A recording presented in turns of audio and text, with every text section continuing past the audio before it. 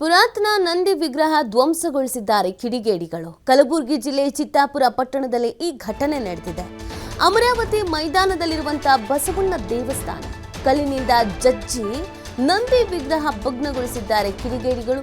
ಕಿಡಿಗೇಡಿಗಳ ಬಂಧನಕ್ಕೆ ಸಾರ್ವಜನಿಕರು ಆಗ್ರಹಿಸ್ತಾ ಇದ್ದಾರೆ. ಚಿತ್ತಾಪುರ ಪೊಲೀಸ್ ಠಾಣೆಯಲ್ಲಿ ಪ್ರಕರಣ ದಾಖಲಾಗಿದೆ.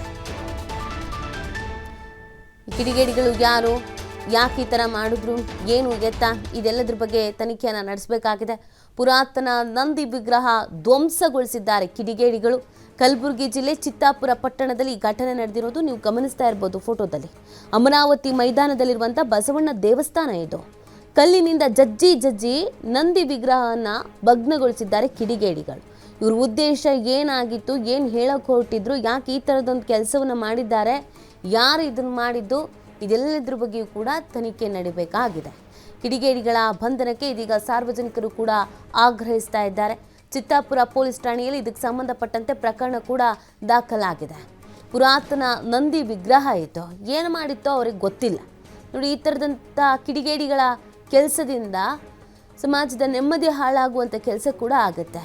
ಯಾರು ಈ ಥರ ಮಾಡಿದ್ರು, ಅವ್ರ ಉದ್ದೇಶ ಏನಾಗಿತ್ತು, ಯಾವ ಊರಿನವರು, ಅದೇ ಊರಿನವರ, ಬೇರೆ ಕಡೆಯಿಂದ ಬಂದಿದ್ರಾ, ಯಾರು ಇದನ್ನು ಮಾಡಿರಬಹುದು, ಇದೆಲ್ಲ ಆ್ಯಂಗಲ್ನಲ್ಲೂ ಕೂಡ ತನಿಖೆಯನ್ನು ನಡೆಸಲಾಗ್ತಾ ಇದೆ. ಚಿತ್ತಾಪುರ ಪೊಲೀಸ್ ಠಾಣೆಯಲ್ಲಿ ಇದಕ್ಕೆ ಸಂಬಂಧಪಟ್ಟಂತೆ ಪ್ರಕರಣ ಕೂಡ ದಾಖಲಾಗಿದೆ.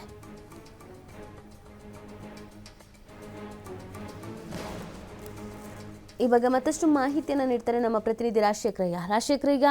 ಈ ಘಟನೆಗೆ ಸಂಬಂಧಪಟ್ಟಂತೆ ಮಾಹಿತಿ ಏನಾದರೂ ಲಭ್ಯ ಆಗಿದೆಯಾ? ಯಾರು ಇದನ್ನು ಮಾಡಿದ್ದು, ಯಾವಾಗ ಮಾಡಿದ್ದು ಅನ್ನೋದ್ರ ಬಗ್ಗೆ?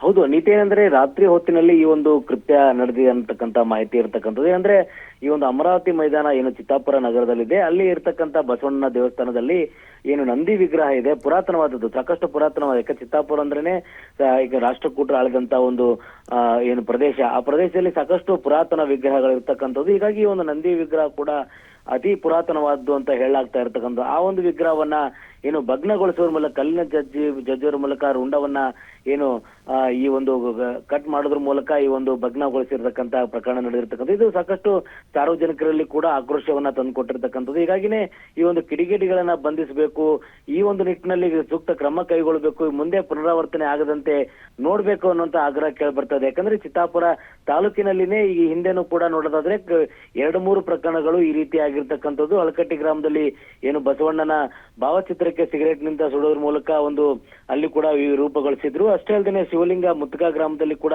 ಒಂದು ಲಿಂಗವನ್ನ ಭಗ್ನಗೊಳಿಸಿದ್ರು. ಹೀಗಾಗಿ ಈ ಒಂದು ಚಿತ್ತಾಪುರ ತಾಲೂಕಿನಲ್ಲಿ ಮತ್ತೆ ಮರುಕಳಿಸ್ತಾ ಇರುವಂತಹ ಈ ಪ್ರಕರಣಗಳನ್ನ ಅಂತ್ಯ ಆಡ್ಬೇಕು ಅಂದ್ರೆ ಉಗ್ರ ಶಿಕ್ಷೆ ಕೊಡಬೇಕು. ಈ ಒಂದು ಯಾರು ಕಿಡಿಗೇಡಿಗಳಿದ್ದಾರೆ, ಯಾರು ಈ ಕೃತ್ಯ ಮಾಡ್ತಾ ಇದ್ದಾರೆ ಅಂತವ್ರನ್ನ ಎಡೆಮುರಿ ಕಟ್ಟುವಂತ ಕೆಲಸ ಪೊಲೀಸರು ಮಾಡಬೇಕು. ಅಲ್ಲದೆ ಕಾನೂನು ಸುವ್ಯವಸ್ಥೆ ಕೂಡ ಕಾಪಾಡುವಂತ ನಿಟ್ಟಿನಲ್ಲಿ ಒಂದು ಕೆಲಸ ಆಗ್ಬೇಕು ಅನ್ನುವಂತ ಆಗ್ರಹ ಕೂಡ ಇಲ್ಲಿ ಕೇಳಿ ಬರ್ತಾ ಇದೆ. ಯಾಕಂದ್ರೆ ಈ ಒಂದು ಮರುಕಳಿಸ್ತಾ ಇರುವಂತ ಪ್ರಕರಣಗಳಿಂದಾಗಿ ಎಲ್ಲೋ ಒಂದ್ ಕಡೆ ಭಾವನೆಗಳಿಗೆ ಧಕ್ಕೆ ತರತಕ್ಕಂತ ಕೆಲಸ ಆಗ್ತದೆ ಅಂತಕ್ಕಂತ ಮಾತನ್ನ ಸಾರ್ವಜನಿಕ ವಲಯದಲ್ಲಿ ಕೇಳ್ತಾ ಇರತಕ್ಕಂಥದ್ದು. ಕೋಮು ಗಲಭೆಗೂ ಕೂಡ ಇದು ಕಾರಣ ಆಗ್ತದೆ. ಯಾಕಂದ್ರೆ ಈ ಒಂದು ಬಸವಣ್ಣನ ಏನು ಭಾವಚಿತ್ರಕ್ಕೆ ಏನು ಸಿಗರೇಟ್ ನಿಂದ ಸುಡಲಾಗಿತ್ತು, ಅವಾಗ ಕೂಡ ಸಾಕಷ್ಟು ಹೋರಾಟಗಳು ಕೂಡ ನಡೆದಿದ್ದು. ಚಿತ್ತಾಪುರ ಪಟ್ಟಣದಲ್ಲಿ ಕೂಡ ಸಾರ್ವಜನಿಕರು ಹೋರಾಟ ಮಾಡಿದ್ರು, ಅವ್ರನ್ನ ಬಂಧಿಸುವಂತೆ ಆಗ್ರಹ ಮಾಡಿದ್ರು. ಅದು ಆಗದ ಕಾರಣಕ್ಕಾಗಿ ಮತ್ತೆ ಈ ಒಂದು ಘಟನೆಗಳು ಪರಕಳಿಸ್ತಾ ಇದಾವೆ ಅಂತಕ್ಕಂಥ ಮಾತುಗಳು ಕೂಡ ಅಲ್ಲಿ ಕೇಳಿ ಬರ್ತಾ ಇದಾವೆ. ಹೀಗಾಗಿ ಇಂಥದಕ್ಕೆಲ್ಲವೂ ಕೂಡ ಕಡಿವಾಣ ಹಾಕುವಂತ ಕೆಲಸ ಇಲಾಖೆ ಮಾಡಬೇಕು ಅನ್ನುವಂತ ಆಗ್ರಹ ಕೇಳಿ ಬಂದಿರತಕ್ಕಂಥದ್ದು. ನೀತಿ. ಓಕೆ, ಧನ್ಯವಾದ ರಾಜಶೇಖರಯ್ಯ ತಮ್ಮ ಡೀಟೇಲ್ಸ್ಗಾಗಿ.